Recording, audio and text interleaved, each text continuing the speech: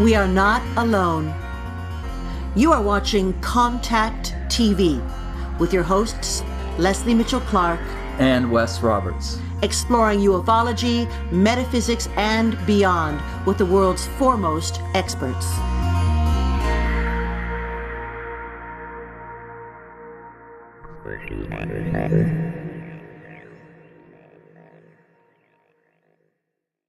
Hello, everyone, and welcome. This is Wes Roberts, sitting in today for Leslie Mitchell-Clark, my partner and host of the show. Leslie's taken a little bit ill, but I'm sure she's going to be fine. It's very temporary. And I am here today with Grant Cameron. Many of you might know Grant from Presidential UFO and a lot of the cover-up stuff that he has uncovered. In fact, his most recent book, and I was just looking through the table of contents again, goes over decades and decades of cover-ups. In addition, Grant's a really busy man. I think, if I'm not mistaken, and he can tell me, part of the Alien Cosmic Expo planning committee, so to speak, but you can speak to that, Grant. And we just had an ACE not too long ago, so perhaps that can come up as well. And hopefully we get to talk about your new book today, a relatively new book today. So without further ado, oh, and by the way, folks, that book is Managing Magic, the Government's UFO Disclosure. And I'm missing one word, I think, but Grant, you can fill me in on that. So without further ado, here's our guest. We're very, very happy to welcome back to the show, Grant Cameron. Hi, Grant. How you doing, Wes? Thanks for having me on. I really appreciate the interest, and I think we've got some new stuff to talk about today, so let's go ahead and do it. Okay, so I was looking earlier, once again, I haven't had a chance to read the book, but Managing Magic, the Government's UFO Disclosure Plan. So I don't know if that is where you would like to start out, or like to start out with recent interviews, but whichever is fine with me. Yeah, well, let's do, you brought up Managing Magic, so let's do that, because it's sort of very timely in that yesterday Tom DeLonge announced his project where people are investing in a program where they think that they're going to back engineer a sort of a UFO technology. They have some fairly high level people on the board. If people remember back, Tom made waves back, this would be a year ago, when the WikiLeaks documents leaked, and it was sort of made public that he had interacted with John Podesta, who was Hillary Clinton's campaign manager, on UFO disclosure, and that they'd had a meeting on January the 26th, 2016, and in that meeting they were talking UFO disclosure, and they had Robert Weiss, who was the head of Lockheed Skunk Works. They had two generals from the U.S. Air Force there. And so basically what happened is that when this became public, I had been involved with the Clintons because I had done a book on the Clintons and their UFOs. Yeah. When I heard that Tom DeLonge had these high-level officials, I basically said to myself, I've seen this before. In fact, I've seen this lots of times before. I've been in the UFO field since 1975, and I've interacted with some of the main disclosure initiatives. One was Bill Moore in the 1980s. It was called the Avery, where they released the idea that there was a live alien, that there was an MJ-12 committee, all these kind of leaks. I was Robert Emenegger is a good friend of mine who did a documentary in the 1970s called UFOs Past, Present, and Future, and then re-released it in 1979 called UFOs Has Begun. That was a documentary that he, as Vice President of Gray Advertising in Los Angeles, had been actually signed a contract with the U.S. government to produce a UFO documentary. And he said he had complete access to anybody he wanted to talk to. He could walk into the Pentagon without signing in, and basically put out this documentary that revealed an awful lot of sort of inside stories that the government wanted out. So when I saw that Tom DeLonge had these, he claimed he had 10 high-level sources, and now these people, most of these people are public. There's actually more than 10 that are now public. I said, well, you know, I've seen this before. Bill Moore had 24 sources. Stephen Greer had between 540 and 1,000 sources. And basically what you have is you have the government who, my opinion, wants this thing out. But there's three options that you have. You can either disclose, which means you get the president, you have a news conference with CNN, Fox News, Washington Post, and New York Times. You take them, you show them the crafts, you show them the bodies, and you say whatever documents you need, here's the president, he'll answer your questions, and you make a disclosure. That's not about to happen. So they're not disclosing, no matter what anybody says, they're not disclosing, and yet they're not covering up, because if they wanted to cover up, they would do what Canada does, what Australia does, what Belgium does, what Russia does, what China does, which every other country in the world does, except for the United States of America, and that is just shut up and quit talking about it. Because as long as you talk about it, all you're doing is throwing fuel on the fire. So if they wanted to go away, and that's what happened in Canada, if you remember back, the Canadians actually shut their UFO program down before the Americans. The Americans shut it down in 1969. The Canadians shut it down in 1967. Because I'm a Canadian and because I do the U.S. presidents, when I'm interviewed in the United States, quite often I'm asked the question, well, what's going on in Canada? What's the situation in Canada? And the answer is, I haven't got the foggiest notion. Because the Canadians don't talk about it.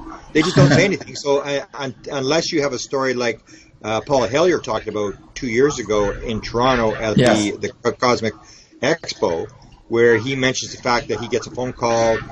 You have the head of emergency management in Canada. He's on his deathbed.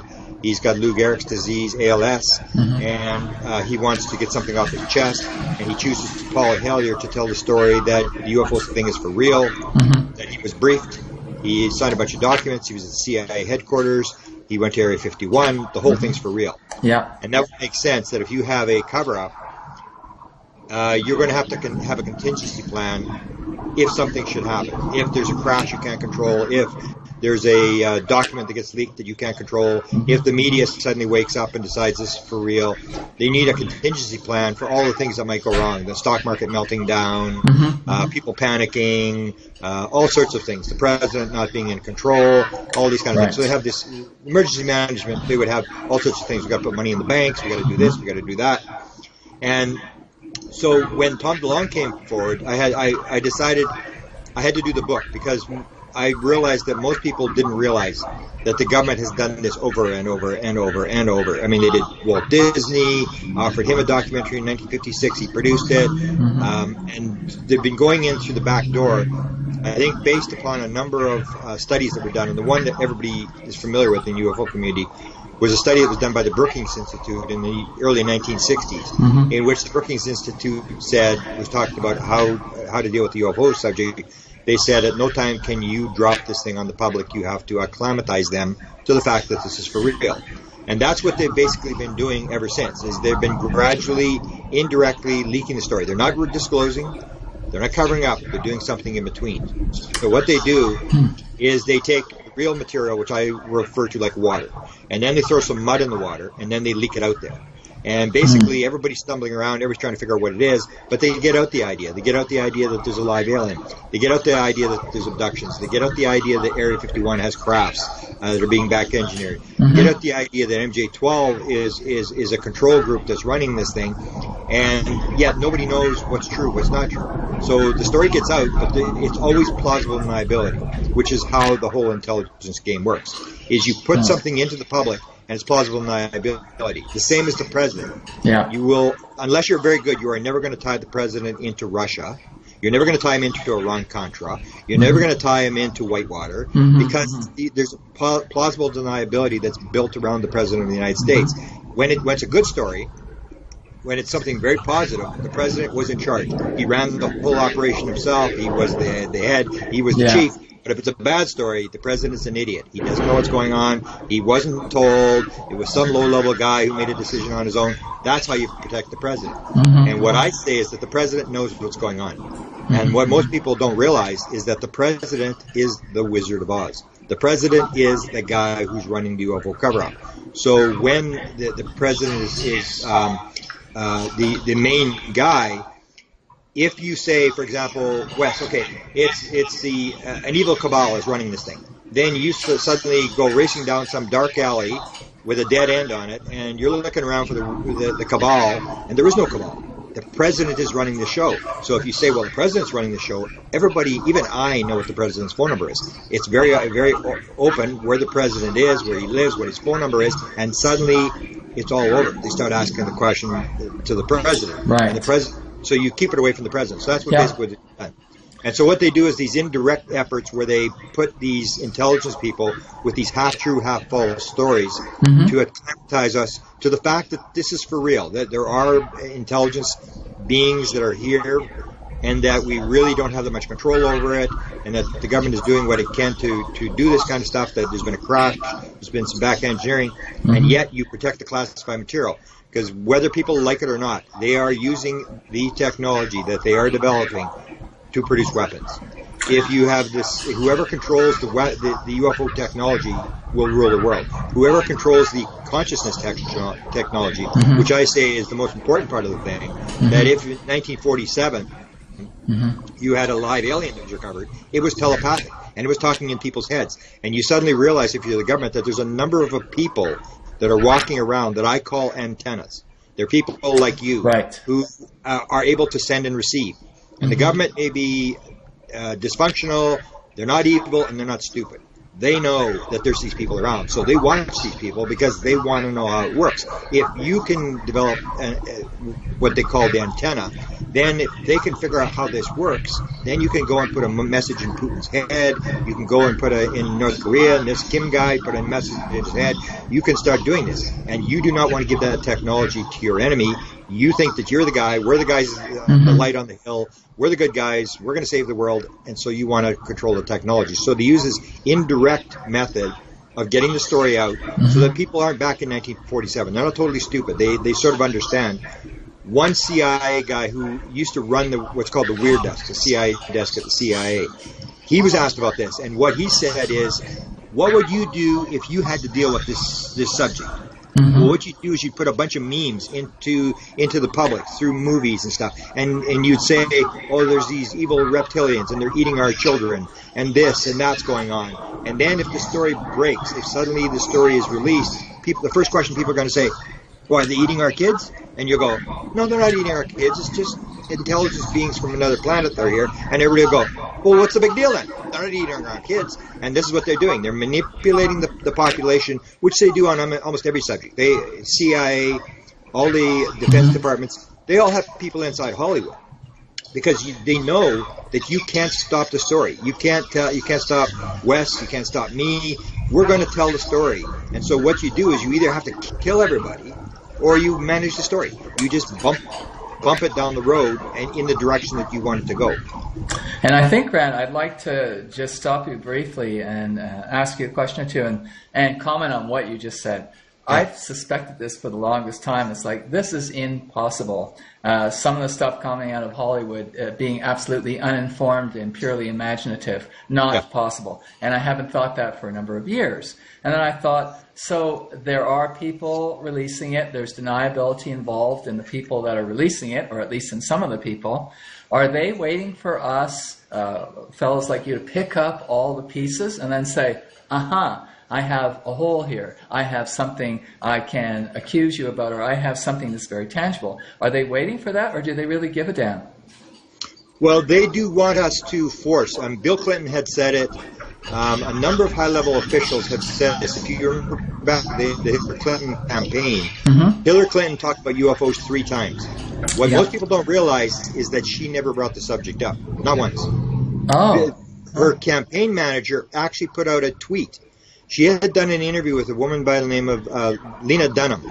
And it was a video interview. And after that interview, John Podesta, her campaign manager, you got to remember, this is the middle of a $1 billion campaign. That, anything can go wrong. You got to make sure you say the right things. You spin everything the right way. He puts out a tweet and he says, "Good interview, Lena. Next time ask her about the aliens." And that was in 2015 in September. So here you have the campaign manager for a presidential campaign who's saying, ask Hillary about aliens, which would have meant that he would have done a focus group. This was not something that he just popped out of his head that day. This is something that he planned. So that's what happens is they wait, and Hillary Clinton is out on the campaign trail, and there's even a WikiLeaks email that describes that she goes on the Jimmy Kimmel show, and she's waiting for the UFO question. And they think, because Kimmel's into UFOs, they figure Kimmel's going to ask her about UFOs, and he doesn't ask her. And then there's this email the next day where Hillary's upset. She practiced the answer for 5 minutes, and she didn't get asked a question, and they were waiting for the question. So she doesn't really get asked a question until late December of 2015, but they're waiting for someone to ask her a question. So there's this thing. It's not they're putting it out. They're waiting for you to force them. And Bill Clinton then actually said that to Stephen Greer through an emissary. He said, I can't do it, but you can. And it's like they're trying to get us to force the issue, that it's got to come from the people, it's got to come from the bottom. Even I think James Fox and Stephen Greer were on the Hill in Washington. They went to all the senators and the congressmen, and they met with them. And a number of these senators and congressmen, people don't realize, are in total agreement. But what one of them said to Stephen Greer was, you have to provide us some cover. We can't just go out. Once you get the parade going, then we'll go in and we'll lead the parade. But you've got to provide us some cover. We can't go in with this story where people really don't believe and they're not accepting. This is death. So that's what they're trying to do. They're trying to build up the parade, the number of people that are in it, and then the government will jump online, because the government is in a very difficult position. People don't realize this. They don't have any compassion for the government. That if it's fine to say, okay, we should get the government, do this, but if suddenly it's you that have to stand on the little piece of white tape and say, we've been lying to you for 70 years and we don't have any control. These beings are running the show and this kind of stuff. Then suddenly you go like, oh, okay, can we drill another oil well? I mean, it becomes very pliable to kick it on the road, just like you do with the economy. Yeah. That every president wants to be going down in the history book as a good guy who created jobs and did all this kind of stuff. Nobody wants to be the guy who might really be on top of something where it sort of gets out of control. So yes, they do want us to push the issue, and that's what happened with Hillary Clinton.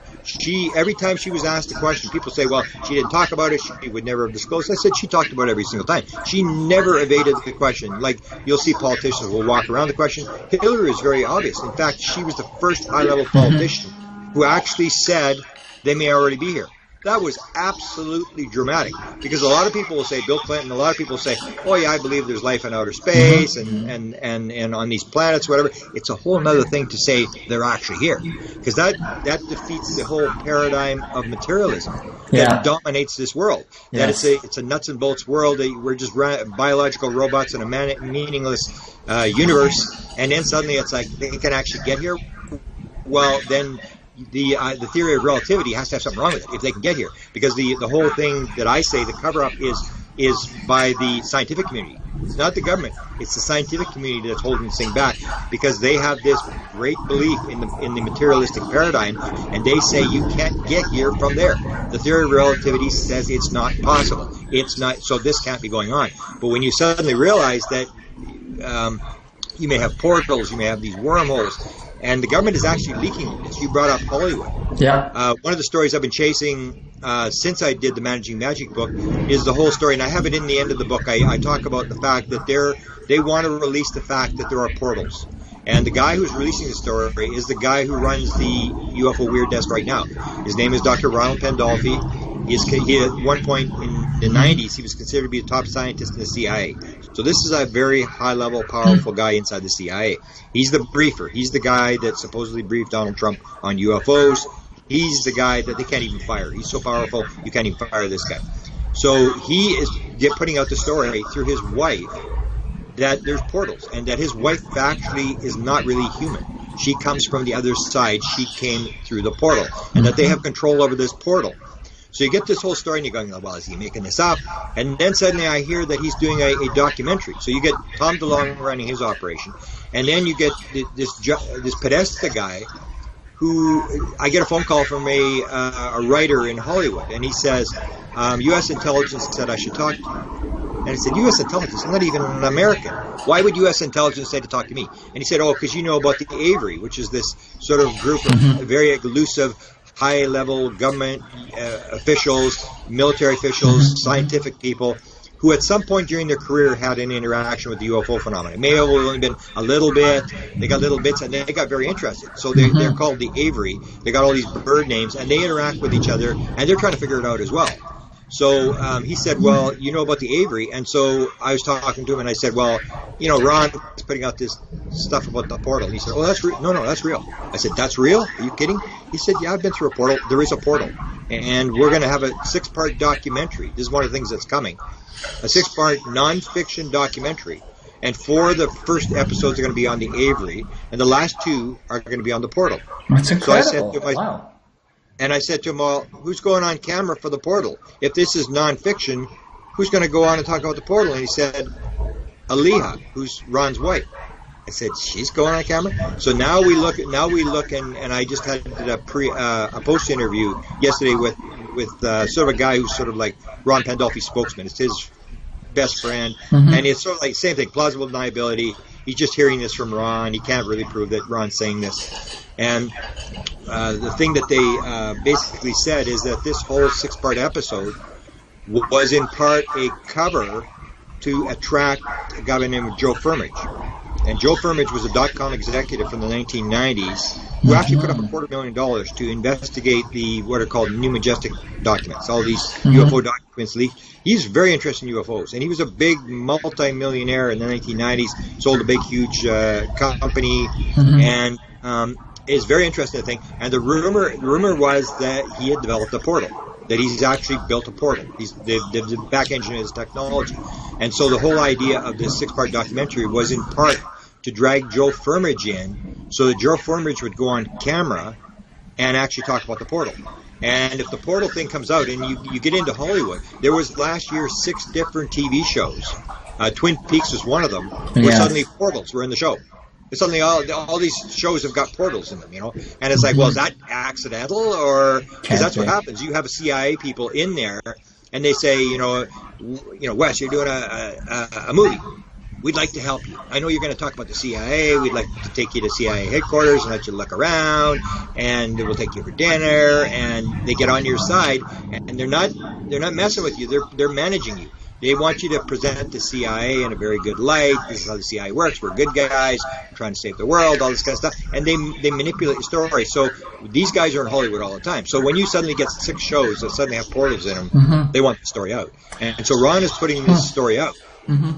These kinds of tidbits that are released and muddy the water, so to speak, they seem segmented. They seem chronological. Is there a master plan that somebody's saying this is next month kind of thing? Oh yeah, this is one of the things I worked on. Is I was told by Chris Bledsoe, who I say to people, I even said it on today because he's sort of in this. He was in the Tom DeLonge.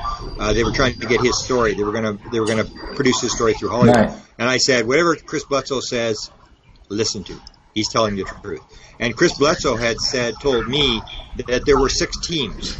There are 6 different teams that are out there right now disclosing that something has happened, that they had made the decision that they need this story out and that they want it out right now. And it's not just they're experimenting, they're trying this, they actually have deadlines. There's one NASA deadline that said 2025 that this would all be disclosed. So they have these 6 teams. So the Ron Pandolfi team would be one. The Tom DeLonge team would be one. Stephen Greer is being fed material. He may be one of the teams where they have these different operations. And the Hollywood team, putting the stuff through Hollywood. So they have all these different things. And I was trying to think, because apparently it started just in the last 2 years. And so I was looking at, and one time I heard the date, January 2016. So I said, well, what happened at this time that would change things? Why have you gone from cover-up to we need to get this thing out? We need to move this thing into the public immediately. We need to get this story out, accelerate the thing. And what I think it might have been, and this is how this policy stuff works, if you understand the government policy stuff, is if you remember a couple of months back, Donald Trump talked about the fact that in Syria he was going to stop financing the rebels in Syria. And immediately the newspaper picked it up and they said that was black ops. And by him talking about it, he suddenly declassified the whole operation. That now you can talk about it because if the president, people don't realize, all secrecy and all classification is not by law. All secrecy, all code words, all that stuff comes from the president. It's all done through executive order.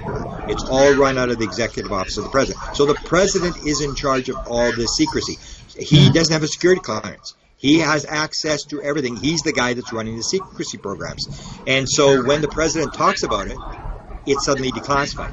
And a prime example was when John Podesta joined the Obama White House in 2014, I think end of 2013, beginning of 2014, Barack Obama, the day after John Podesta goes into the White House, is giving an award to Shirley MacLaine. And I'm sure Podesta said, I want you to do something on the UFO story.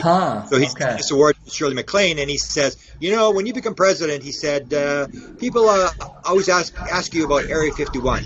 And I didn't know, so I phoned up Shirley MacLaine. So you work it as a joke.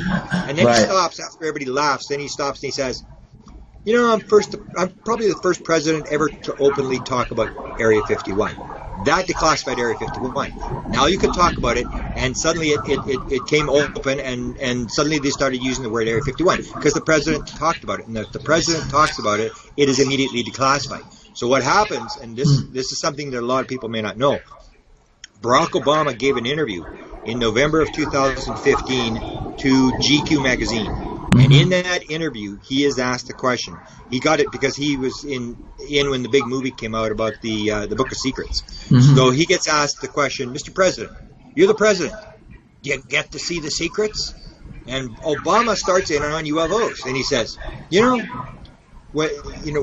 I'm always getting asked about aliens and Roswell and UFOs, and I just want to let you know that top secret stuff isn't as exciting as you think it is. So we've gone from there's nothing going on to that top secret stuff isn't as exciting as you think it is. I say there's a chance that at that point he declassified the UFO subject. Now that doesn't mean all the documents are coming out. That doesn't mean, but he's basically green-lighted the thing and said, go for it. Because you'll always hear stories, the CIA is doing this, the CIA is doing that. The CIA doesn't do anything. The CIA is working for the President of the United States. So if the CIA does something like 2 days before the end of the Obama administration, released millions of pages of remote viewing and UFO material onto the internet, that's not the CIA. That's the President. And the CIA will take the rap for it. Well, I got to ask you a question on that then, because you hear a lot of, let's say, chatter about things being above the president's pay grade kind of thing. And I'm thinking to myself, there are how many levels of secrecy above his pay grade? That's not for real then. No, because that's the whole thing. People don't understand. People think that there's these rules that are by law, and that's what people don't understand is that all secrecy is run by the president. So how can it be above the president? Like for example, Roosevelt brought up in 1941. He brought up the classifications of confidential and secret. Truman added top secret. Then Eisenhower added for national anything that has to do with national security gets classified as top secret. And they just added on, and they added all these rules and stuff. And so he's basically at the top of the whole thing. And that's the whole thing about the plausible deniability. You want people to think that there's an evil cabal who's running the president. And you would have believed it up to Trump. But now I say, okay, now Donald Trump, do you actually seriously think that Donald Trump is saluting to a cabal? I mean, come on. I mean, people will say, well, the black ops, and for example, the black ops in the UFO world is Lockheed Skunk Works. That's where they supposedly have all the crafts. That's where the technology is coming from. And so you'd say, well, Lockheed Skunk Works just says, we're not going to tell you. You don't have the need to know. Take a look at what he did when he got in. He did one tweet against Lockheed Skunk Works that they were ripping off the public for the F-35 jet fighter, and their stock went down $4 billion in 2 days. I recall that tweet. Nobody's going to tell the president you can't do this. You got to remember, these presidents are very egotistical. That's how you get there. And most of us would pull out long before we ever got through the grilling 2-year thing where you're being accused of stuff. You need to have real ego and real thick skin to become the president. These people are not little wishy-washy people who are going to take orders from anybody, and especially Donald Trump. So that's this plausible deniability thing, that you want people to think that there's all these levels above the president. And the question is, okay, if there's all these levels above the president, well then, what are they doing when they go between administrations? Like, one of the stories always was told that Eisenhower went from Eisenhower to Truman, and that Eisenhower was the last president to know, and that Kennedy didn't know. So I said, well, there's thousands or millions of people working on this program, all different aspects. So what do you do with the information? You're at the end of the Eisenhower administration, and if you've ever been in presidential libraries, you know that they clean all the filing cabinets out. Yeah. I mean, when the president comes in, there's nothing in there. There's no filing cabinets, there's no documents, whatever. And so you move that material out. So what do all these people do who are working on these programs? What do they suddenly they're all laid off and nobody's going to talk about the fact that they were laid off or whatever? I mean, it moves from one to the other because in the United States, they're very patriotic and the president is in charge. He's the head of state.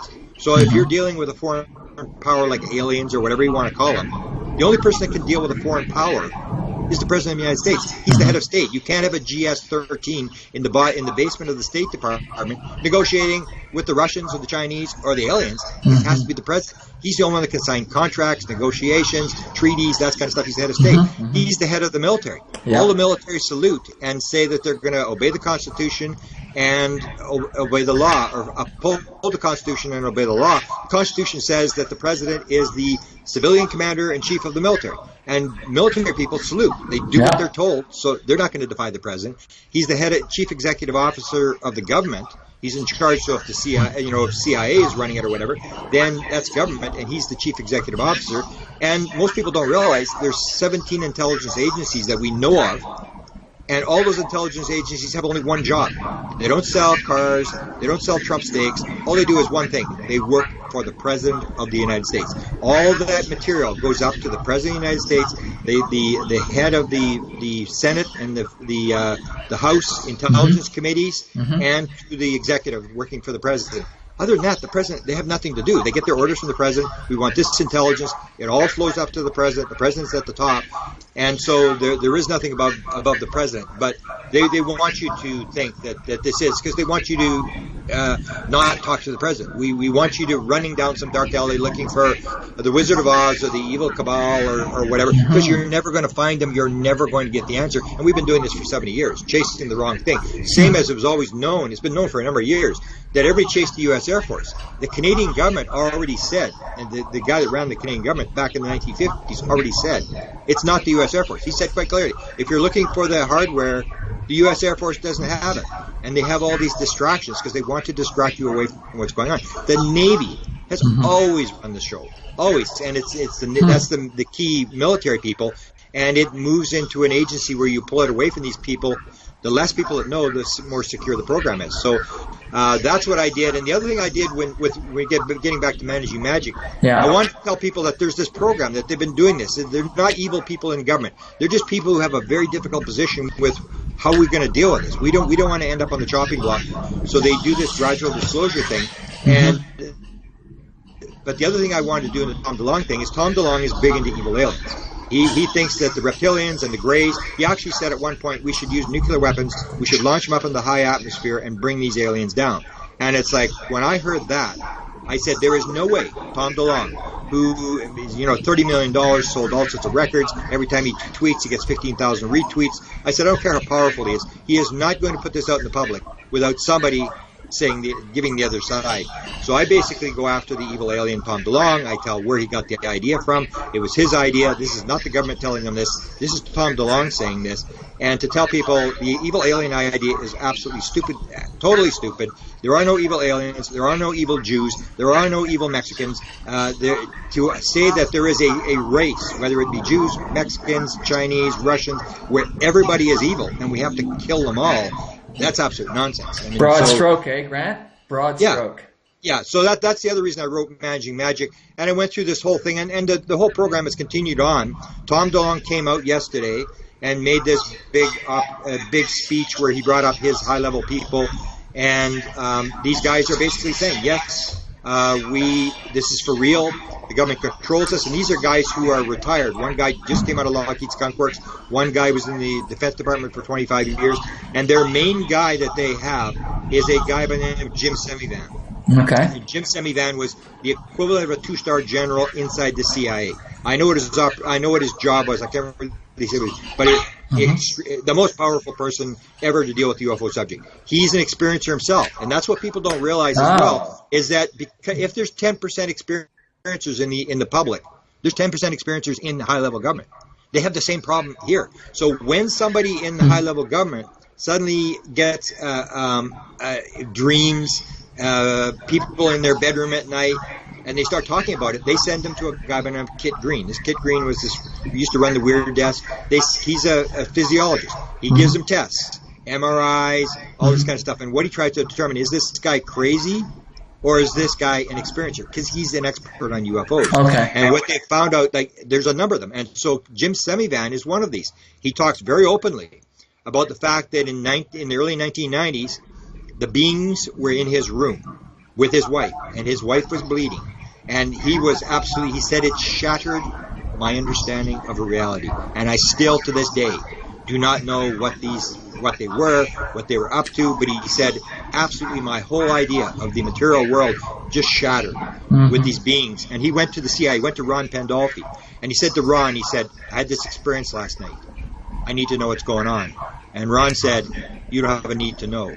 And from what I heard, Jim Semivan said, I don't have a need to know. Let me tell you what, Ron, you bring your boss's boss in the room. We'll see who doesn't have a need to know. So they brought in somebody and they said to him, you don't want this. Forget about this. Pretend it's a one-off. Pretend it only happened one time. You do not want this in your career because your career will be over. Don't touch it. And so he left it alone. 2008, he retired. The day he retired, Ron Pandolfi briefed him on what was going on. And then he was allowed to talk to contactees. And they follow contactees because Jim Semivan knows. He was the one that backed Chris Bledsoe. He told Tom DeLonge, he said, my friend Chris Bledsoe, because Tom DeLonge's not into experiencers, he's not into contactees, he's not into channelers, he's into evil alien. Anything that's good or has that kind of stuff, he's not interested. So Chris Bledsoe's story, because Jim Semivan knew the Chris Bledsoe story, he said to Tom DeLonge, you go to Hollywood, you take Chris's story, and you make it happen. Now, Chris pulled out of Tom DeLonge's operation because of the evil alien thing, and he's nearing his own contract with Hollywood. They're going to tell his story, which is one of the most bizarre stories there is. So you have a guy inside the government that you think, oh, the government's covering up. No. The government actually said, this high-level CIA guy who briefed the president, he would go, and from what I heard, he could put a document on the president's desk. The president wouldn't even read it, would just sign the document. It was that powerful. And so you have this guy who's an experiencer. So he knows.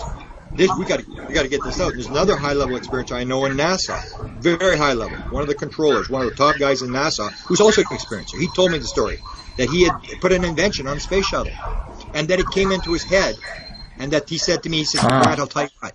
The last thing I remember, the morning I woke up with that idea in my head, the last thing I remember the night before was a hooded figure standing at the end of my bed. And of course I said, familiar. Did you see the face? And of course he said, no, you couldn't see the face. And so here's an experiencer as well. So these experiencers watch experiencers because they're trying to figure out what's going on as well. And if you're a channel, like you're a channel or an antenna, and they've actually done studies. Kit Green, who's the CIA guy, who's now retired and is on contract, is working with a guy by the name of Gary Nolan at Stanford University. They're actually doing tests with experiencers like you and other experiencers where they actually give them brain tests. They do DNA tests. What I'm told from what I've heard is that every experiencer has a certain brain pattern, and they call it the antenna. And the same with highly psychic people. Yuri Geller was put through this program, Ingo Swann, they all have the same brain pattern, which they call the antenna. And the other thing that they have is they have a genetic marker. This Nolan guy is a genetic expert. They have everyone has a genetic marker that they've had from birth.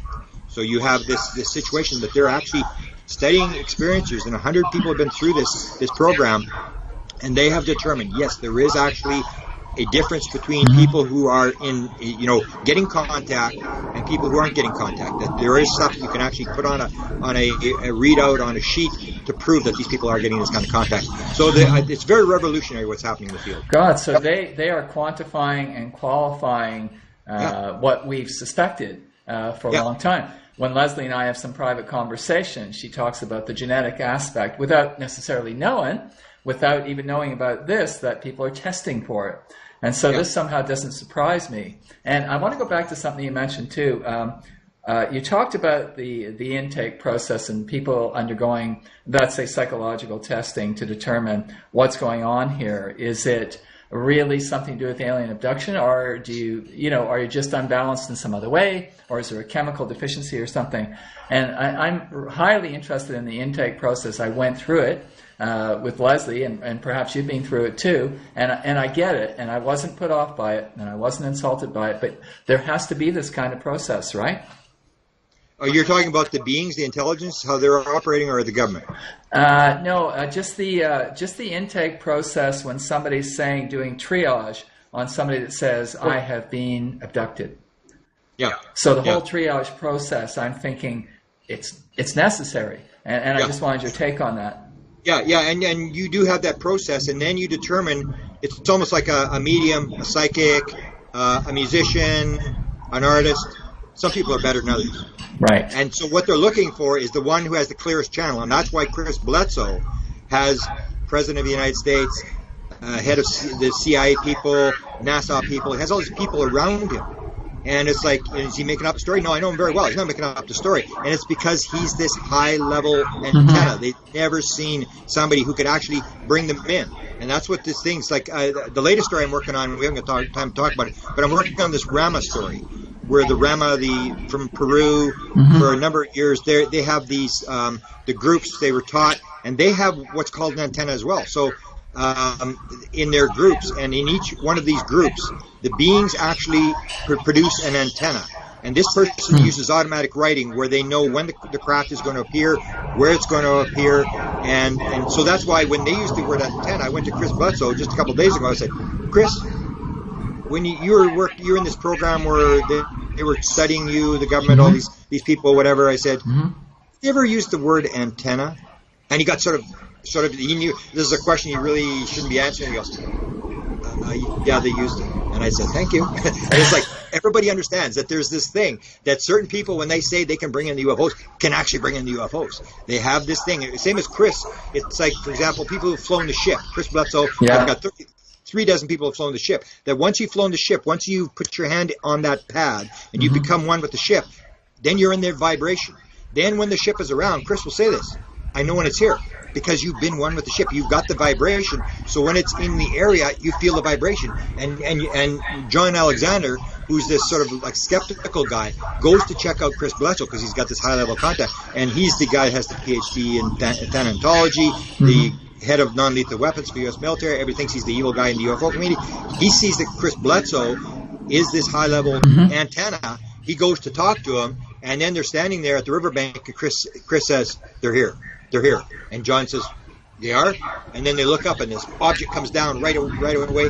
And John, this guy always plays the skeptic, said it was the only second UFO he ever seen in his life. It was the most impressive thing that ever happened in his life. He was just floored by this fact that Chris had picked this up. He said, it's here, it's about to appear. And suddenly, boom, this thing appears above John's head and zips off into the sky. And so that's the whole thing. It's all vibration. When you get down to the quantum physics aspect, it's all consciousness. It's going to be a lot less physical than people think it is. It's going to be more spiritual than people think it is. And it's going to have this vibration. Everything vibrates. So when they're at a higher vibration, we're at a lower vibration. When they come down, they have to break this vibration. That's why they do things where people feel their body starting to vibrate.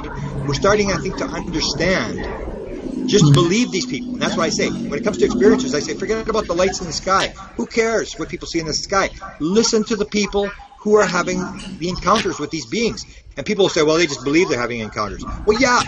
Everybody who has sightings believes they're having sightings. You believe you're skeptical. It's all belief. I agree, it's all belief. But why, if these people are having these encounters, and there's thousands of them, why would you not spend the time to talk to them? This is crazy. Like 40% of all experiencers, according to the Free Survey, said during their experience, they knew the answer to everything in the universe.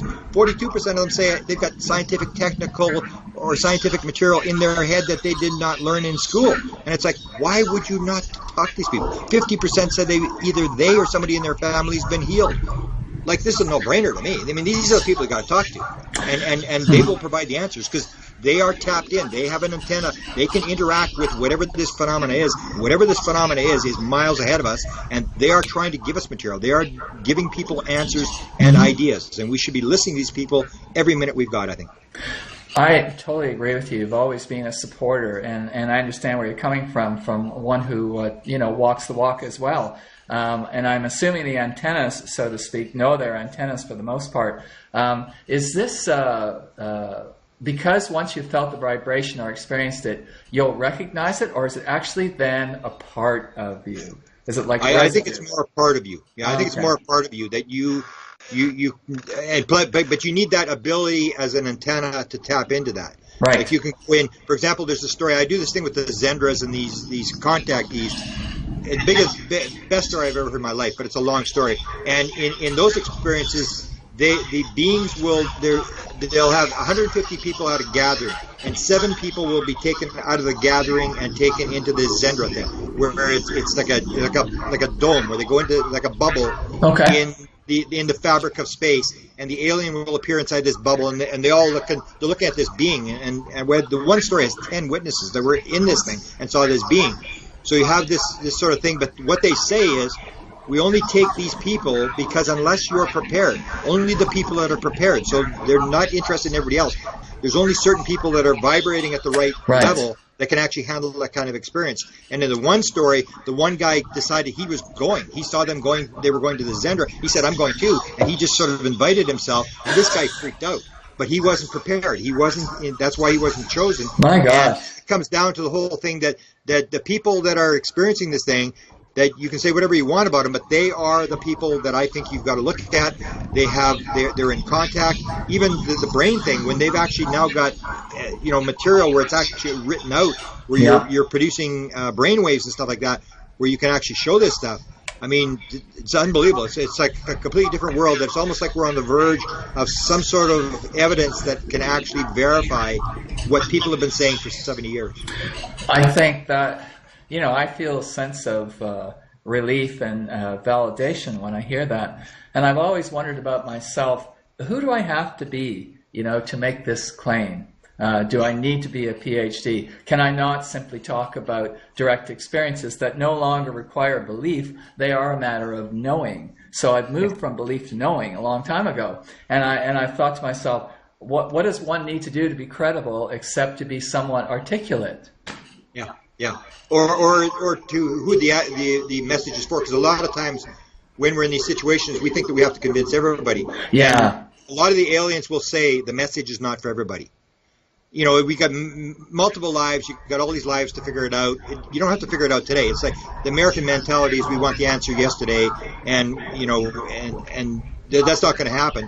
That it's a learning process. Mm-hmm. So to me, it always comes down to the thing where if you have soul contract, if you have these genetic markers at birth where people have chosen to do this, mm-hmm. then you only have one thing: is you chose to come into this world to learn some lessons, to do something, and you chose this.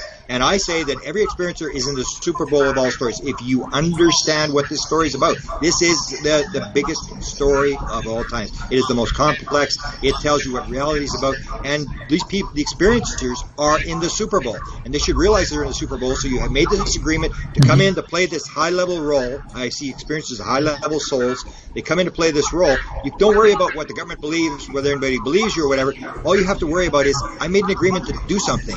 I got here. What am I supposed to be doing, and am I doing it? The rest is irrelevant. That sometimes we get into the thing of the ego, and we're worried about what other people are going to think and stuff. Yeah. And yet, when you realize the importance of the mission that you and I may have, and most experiencers know what, when I say, the first question I always ask them is, you believe you have a mission? Mm-hmm. And they all go, yeah, I don't know what it is, but yeah, I think so.